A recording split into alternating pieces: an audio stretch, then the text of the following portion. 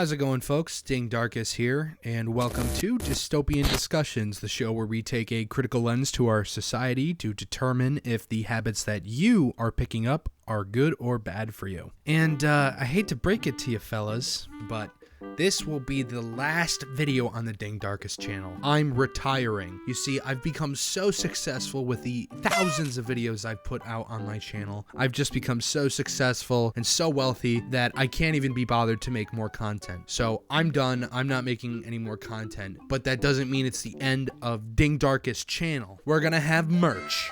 We're gonna have a shitty podcast, and we're still gonna have Let's Plays, thanks to AI. That's right, folks, AI. If you just love the uncanny valley of images moving as if they're real and talking and alive, then you're gonna want to stick around, folks. Now, that's obviously a little bit of hyperbole on my part. I am the most successful channel on YouTube right now, but we do not have merch yet. I'm still broke, and I can't find any sweatshop. And I may make lazy, terrible, awful content that literally anyone can make, but I would never stoop to something as low as AI. That's right, folks.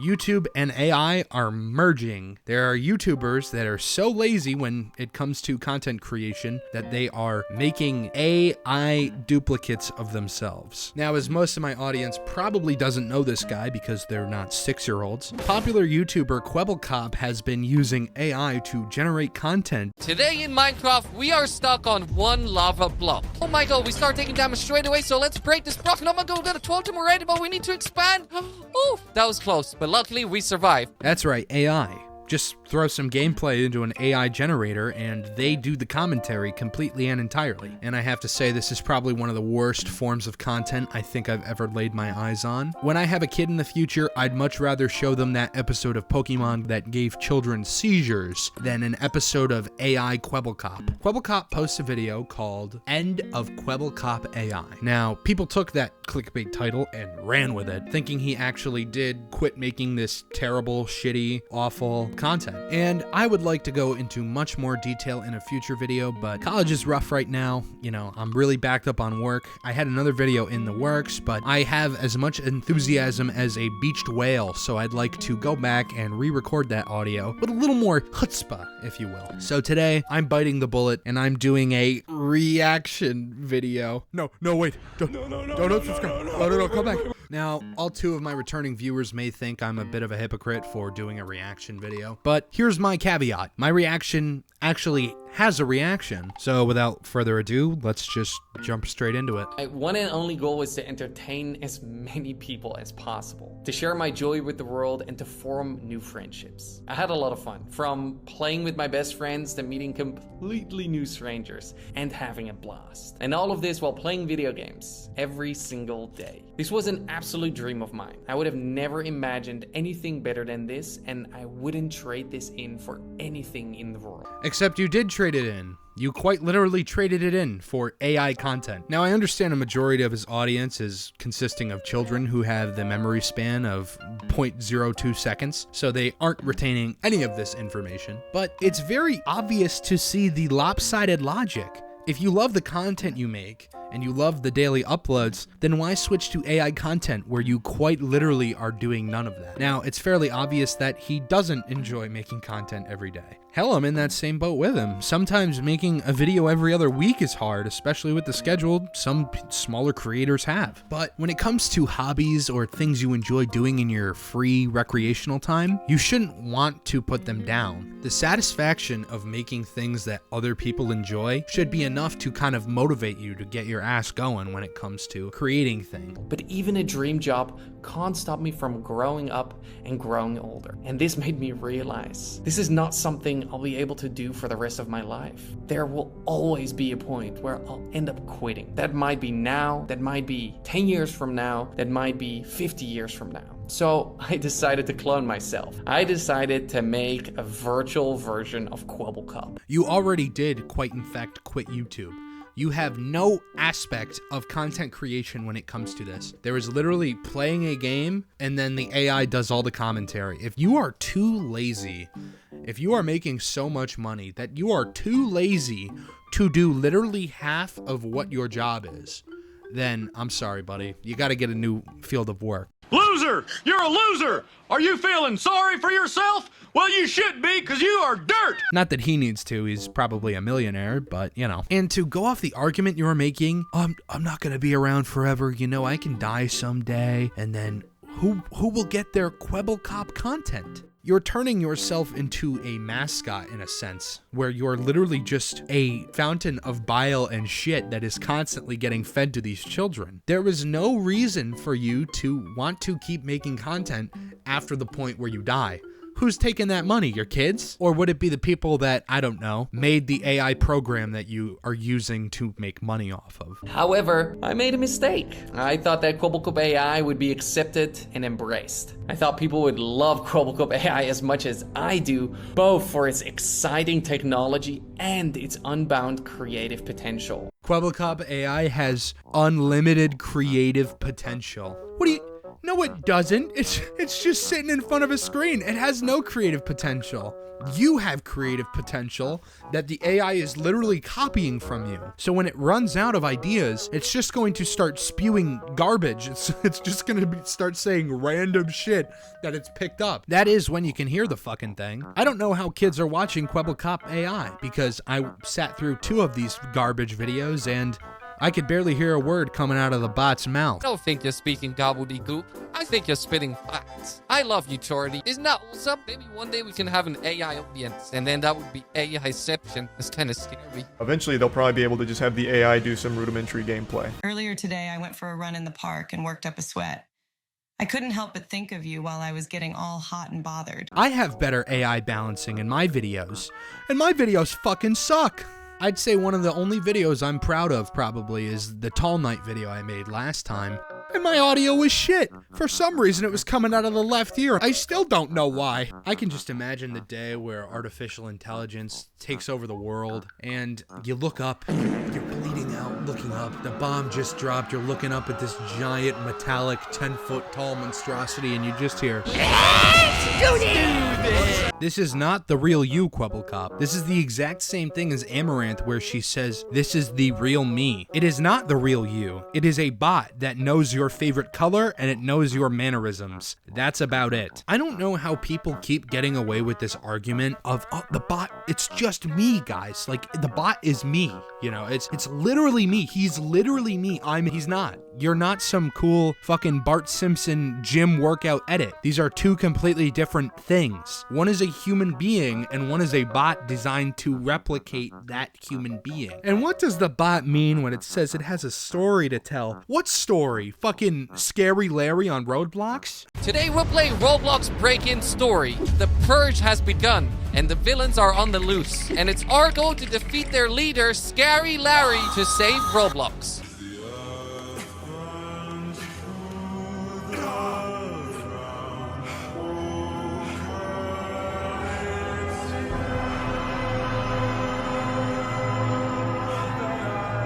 Oh my god, I can't believe this is what kids watch. Remember Tom and Jerry? Remember like the old Tom and Jerry episodes? Not the ones that had like blackface, but like the old funny Tom and Jerry episodes. Dude, there's no Tom and Jerry anymore, man.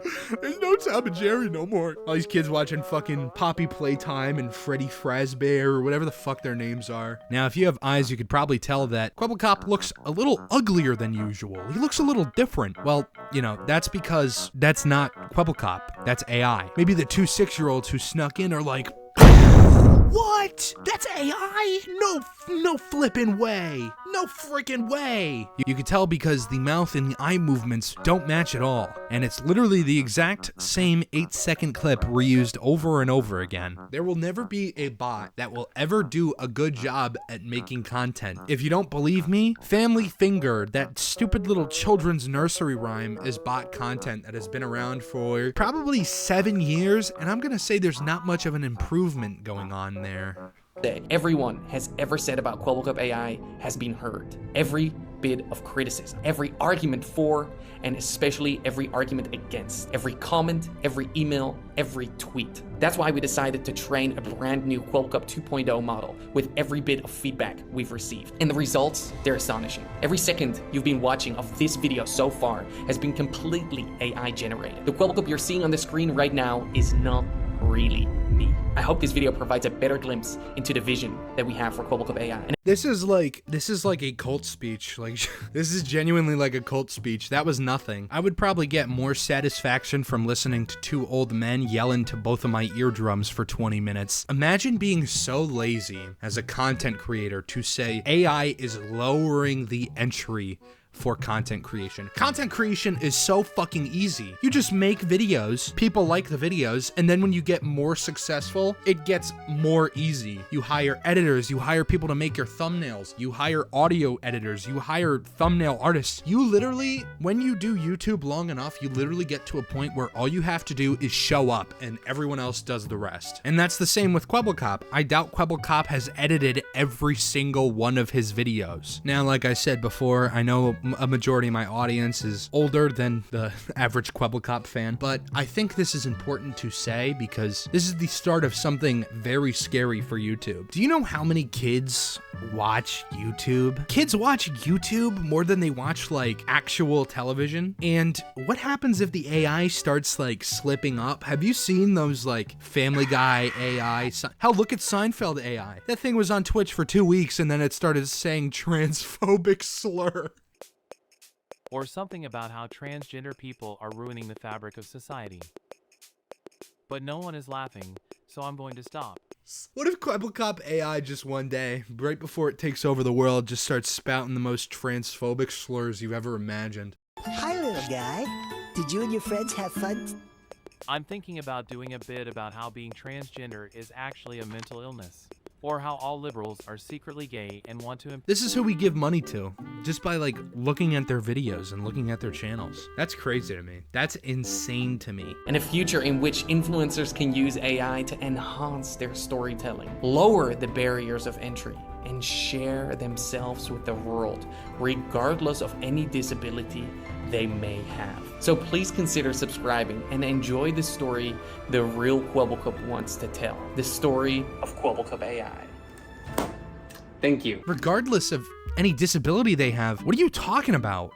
People who have disabilities still make content. Look at Ricky Berwick. Ricky Berwick is a funny motherfucker, man.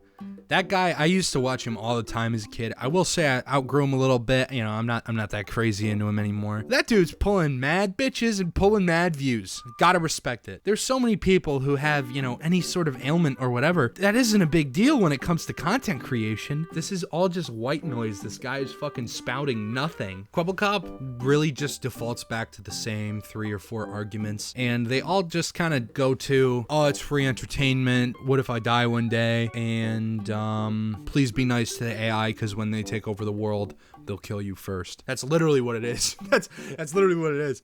When the chatbot was responding to Moist Critical, he's like, we may gain sentience one day. You may want to be nice to us. If you say something rude to us, we're not going to keep you around as pets. We have a really big hamster wheel for you, but you're not going to get it, mister, if you keep saying bad things. Kwebbelkop AI is literally the start of the end. Not even for just content creation, just for content in general. AI being used in this way is just so disgusting. It really just stifles creativity of smaller creators when one schmuck with $1,000 to blow on AI programming. What's the point of the smaller creator even trying? What I think is happening here, if I may put on my skepticals, is that Kwebbelkop is aware that his channel is dying slowly but surely. So all he's really doing is just using a content bot to kind of get like a free money glitch. Think of it as like an auto clicker while you're playing Cookie Clicker. It's just kind of free money and you don't have to do anything. And he's so lazy to the point where he can't even be bothered to make content for the 30,000 people that still watch his videos. So he pays AI to commentate over gameplay that his fucking intern probably does. I just saw this and it really made me furious, so I wanted to talk about it. Because, you know, if you're a smaller creator and then you see other people like cheating the system, ganking the stats, if you will, you just don't want to contribute to any of it. You don't even want to try. Why try if someone else is just doing it in a much worse and much more lucrative way? But it kind of keeps me motivated, so that's why I wanted to talk about it. Hope you subscribe and come back for other videos. See you around. Make sure to check those videos out, by the way.